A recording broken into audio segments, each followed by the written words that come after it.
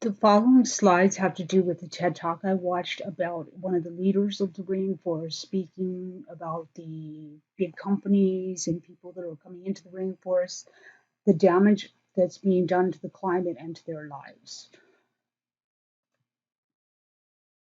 The climate has been changing on the entire planet, and the greenhouse gases have increased.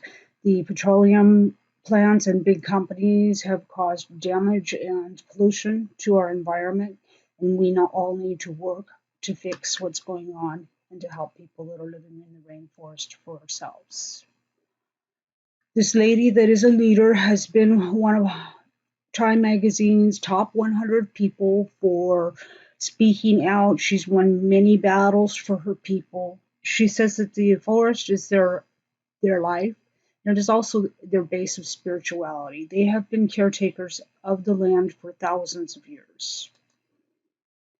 The animals are slowly being affected by the lives of the people that live there and the people that are coming into there from damage, from greenhouse gases. We all depend on the rainforest, and we all need to do our part to make sure that it's here for our future generations.